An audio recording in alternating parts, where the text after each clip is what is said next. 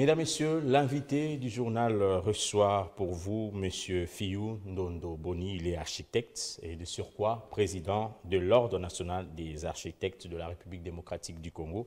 Bienvenue M. Ndondo Boni. Merci M. Moura. Vous avez suivi les éléments qui a précédé votre réception ici sur ce plateau.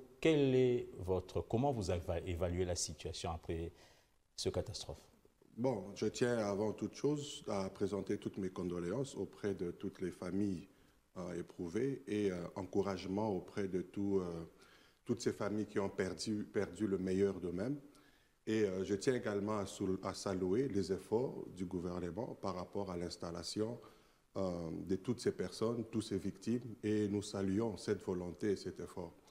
Mais il faudra que nous arrivions à un moment, à une situation où on devrait commencer à éviter certaines choses. Et comment l'éviter? Et éviter et avoir une bonne planification, une bonne organisation, de manière à ce que pareille situation ne puisse plus arriver. Il est vrai que les inondations, avec la situation mondiale climatique actuellement, il y a des inondations, il y a beaucoup de catastrophes qui arrivent, mais il faudra que ces catastrophes ne soient pas au niveau, à la dimension du Congo aujourd'hui. Parce que ce qui arrive, c'est la conséquence d'un certain laisser-aller,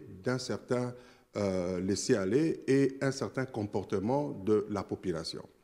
Il est vrai qu'à un certain moment, le pouvoir public a fermé les yeux parce qu'incapable de régler les problèmes concrets de la population et parce que la pression sociale étant là, n'ayant pas de solutions appropriées, le pouvoir public a laissé les choses avancer comme telles. Et en laissant les choses avancer comme telles, et c'est la conséquence que nous vivons aujourd'hui. Maintenant, l'heure est arrivée, avec le pouvoir en place, voir de quelle manière mettre de l'ordre. Qu'est-ce qui est arrivé? En fait, c'est la quantité d'eau. La quantité d'eau, il faut dire d'une manière terre à terre, de la pluie qui est tombée sur la terre. Et cette quantité a cherché où s'évacuer. Alors, il s'est fait qu'au niveau de l'embouchure de la rivière Njili vers le fleuve, la sortie est devenue trop étroite parce qu'il y a justement des constructions. Il y a des constructions, il y a des occupations anarchiques. Et ce qui fait que la pression d'eau pour sortir étant limitée par rapport à la quantité qui est tombée, et il y a inondation. En principe, à chaque pluie, il y a toujours une petite inondation qui se fait, mais le temps d'écoulement est rapide à cause de l'évacuation. Que ce soit à Gombe ou d'autres communes, ça s'évacue rapidement parce que les dispositions d'évacuation existent, les caniveaux et autres. Mais ce qui s'est passé dans la rivière Njili, c'est que les temps d'évacuation par rapport à la quantité d'eau qui est tombée, il y avait disproportion et la conséquence, il y a inondation, c'est resté longtemps, ça a bloqué les routes, ça a créé tous les dégâts que ça a créé. Et causé des morts. Mais c'est une situation qui pouvait être évitée. Voilà pourquoi il est important qu'aujourd'hui, le spécialiste du domaine soit mis en contribution. L'Ordre national des architectes est appelé par rapport à la loi le conseiller du gouvernement. La loi exige à ce que toutes les commissions qui concernent cette question, l'ordre soit associé. Pourquoi? Parce qu'il y a des experts du domaine qui sont là. Nous pouvons faire des propositions concrètes qui vont faire à ce que, avec une planification une ou deux claire, propositions pour éviter que pareille situation ne se répète. D'abord, il y a le curage. À quel moment le curage, la rivière Njili a été curée? C'est-à-dire, curer veut dire enlever toutes les saletés, laisser le lit respirer normalement. À quelle année? Il faut commencer par là. Parce que quand la rivière n'est pas curée, ce qui fait que facilement, les sables a réduit la hauteur de son lit et ce qui fait que facilement, il va se retrouver dans ces conditions-là. Ça, c'est de un. De deux, ouvrir d'une manière urgente la circulation de ces eaux parce que l'eau, quand il trouve un obstacle devant elle, elle cherche la voie elle-même et en cherchant la voie, elle crée des dégâts. Elle déborde ou alors il va emporter tout ce qui se présente devant elle. Donc, c'est ça, ce sont les mesures urgentes avant que nous puissions rentrer dans la conception d'un schéma de la ville de Kinshasa. Il est vrai que l'ancien gouverneur Kimbuta avait laissé le SOSAC qui était le schéma directeur par rapport à la ville de Kinshasa. Mais qui suit ça? Personne. Personne ne suit.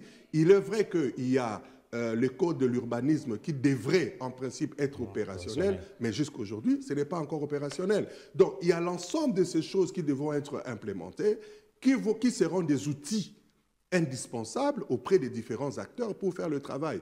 La responsabilité est partagée.